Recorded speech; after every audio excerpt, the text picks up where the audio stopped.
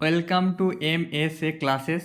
আজকে মূলত যারা উচ্চ মাধ্যমিক দেবে বা উচ্চ মাধ্যমিকে যাদের দর্শন আছে তাদের জন্য সাজেশান।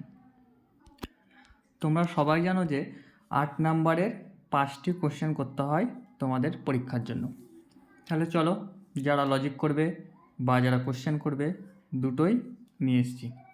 প্রথমে দেখো, তোমরা যারা একদম প্রথমে তোমাদের যেটা কোশ্চেন হয় 3-এর এতে বলা থাকে যে লজিক, যারা লজিক করবে তারা লজিক করবে, আর যারা লজিক পারবে না তাদের জন্য অথবা দিয়ে কোশ্চেন থাকবে।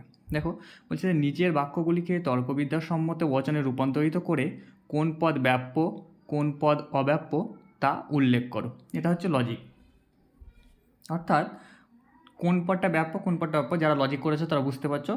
দেবে গুণ পরিমাণ, তোমাদের আগের বার চলে এসেছিলো, তার জন্য গুণ পরিমাণ বের করতে দেবে না, এবার শুধুমাত্র দেবে কোন পদ ব্যাপ্য আর কোন পদ অব্যাপ্য। আর যারা লজিক করবো না ভাবছো তাদের জন্য কোশ্চেন অথবা দিয়ে। দেখো প্রথম কোশ্চেন বলছে যে বচন কাকে বলে, উদাহরণসহ বাক্য বচনের মধ্যে পার্থক্য লিখো। মোস্ট ইম্পর্টেন্ট বচন থেকে এই কোশ্চেনটা, যে বচন কাকে বলে উদাহরণসহ বাক্য বচনের পার্থক্য লিখো।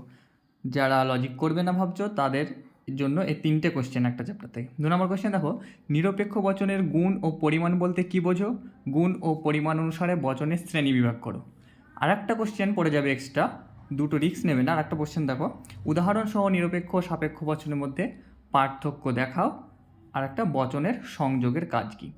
যারা ভাবছো যে লজিক করবো না তারা এই 3টে কোশ্চেন এই চ্যাপ্টার থেকে খুব ভালোভাবে পড়ে যাবে, আশা করি সবগুলোই কমন পেয়ে যাবে।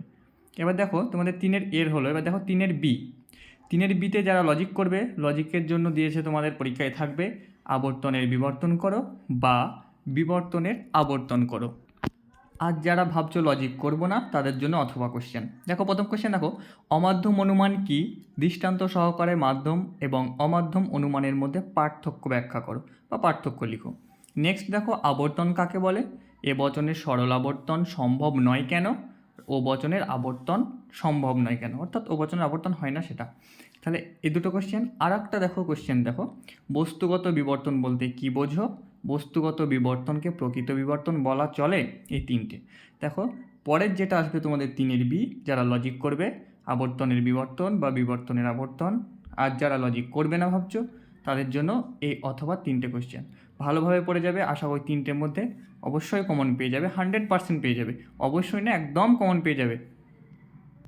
এবার চলো 3-এর সিতে কী বলছে দেখো, নিম্নলিখিত যুক্তিগুলিকে আদর্শ আকারে রূপান্তরিত করে তাদের মূর্তি ও সংস্থান উল্লেখ করো।